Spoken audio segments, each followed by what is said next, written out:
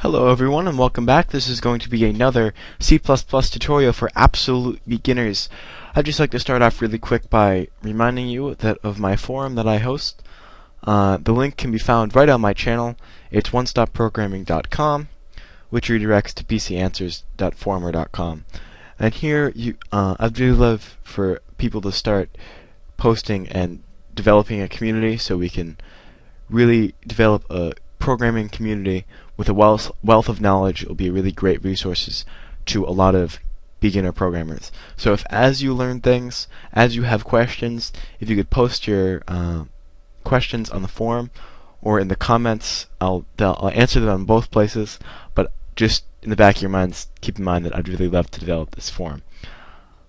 Alright, so we're going to get right into the code now. Now if you remember at the end of my last video, I challenged everyone to improve our calculator in at least two ways.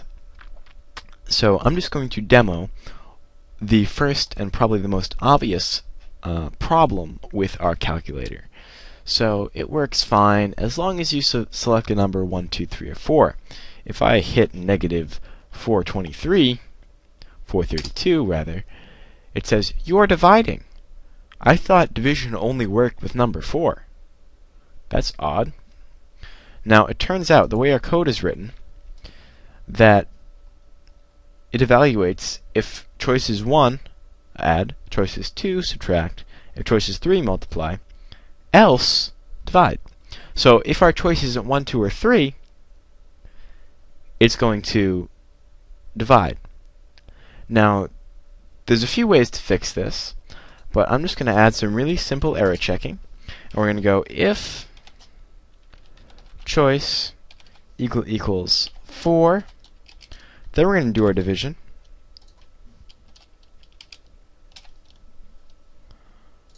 And we're going to add another else, opening brace, closing brace, then our code. I'm going to see out, start a new line. You must select a number between 1 and 4. And we'll end another line after that.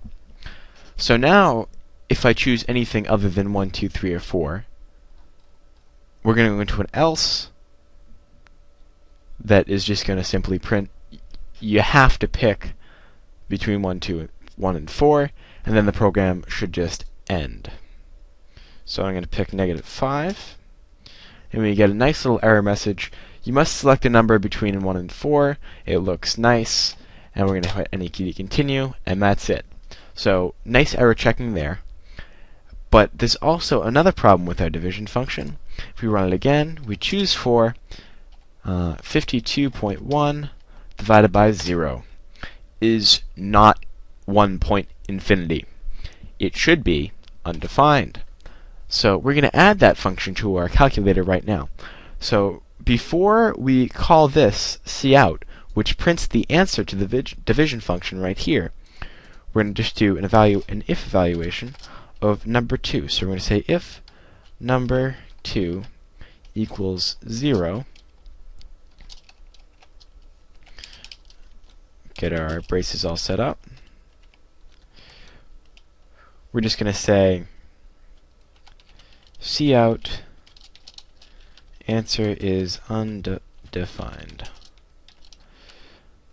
And we're going to go on to a new line.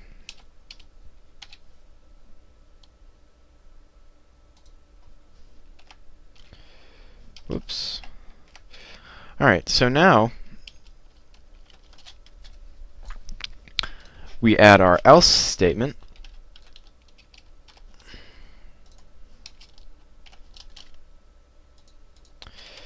And then our code should work fine.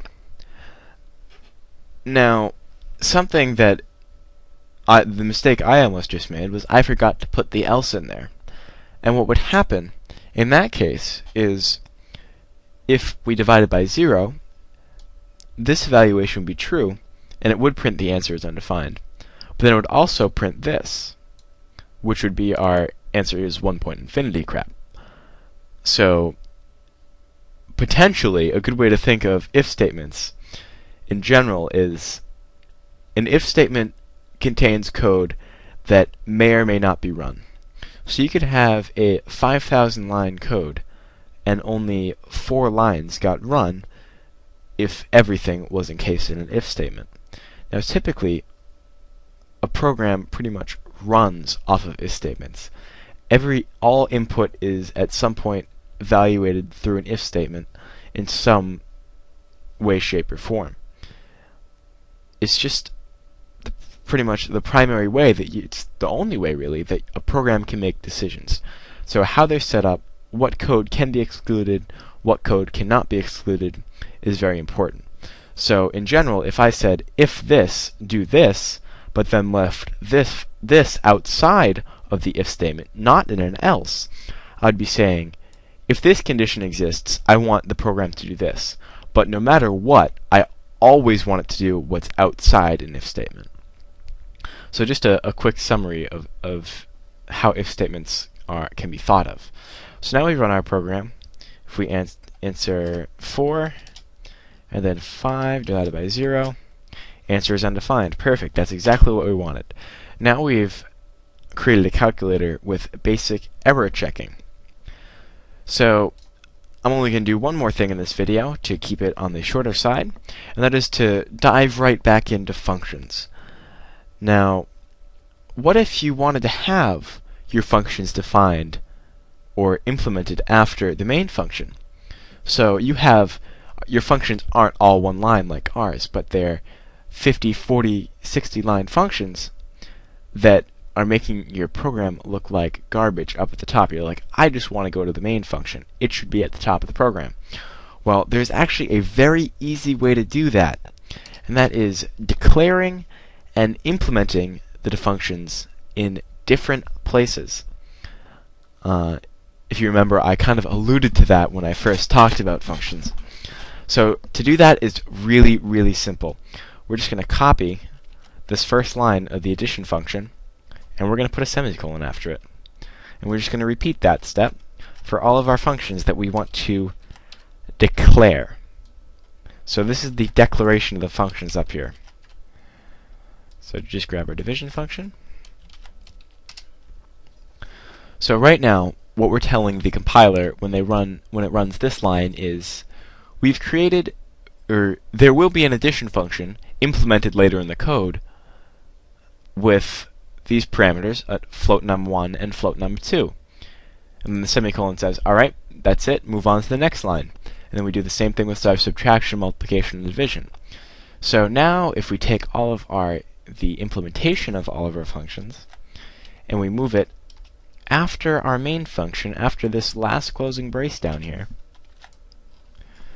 we have now created functions where the implementation and declaration are in different places.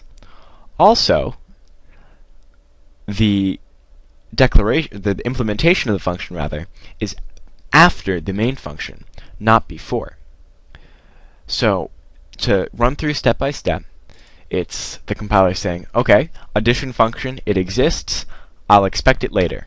Subtraction function, looking for it later. Multiplication function and division function, they both exist, they have these parameters, and I expect to see them later. So then we go down here and we get to our addition function, and it says, I want to use the addition function. And the compiler goes, okay, the addition function was defined or declared up here, it must be somewhere else. Hang on, let me take a second and find it. It will compile the rest of the code and realize that the addition function is down here. So instead of just erroring out up here and saying the addition function doesn't exist, the compiler knows it exists and it will find it and then run the code. So if we run it now, whoops, compile and run, it works perfectly. So if we do adding, 5 plus 5 is 10. So this separation of the declaration and implementation of functions will come in very handily when we start to move our programs across multiple files. which I know in programming for me was a really big step when I could start moving things away from main.cpp. That won't be coming in the next video or the video after that, but you can count on that you will soon be able to do that. So I'm just going to wrap it up there. In the next video, we are going to cover the nitty-gritty of if statements and more operators, more logical operators you can do with them. So good luck. Like I said, hopefully you can go onto the forum, ask some questions, and start becoming part of the community. So thank you, and I hope you enjoyed the video.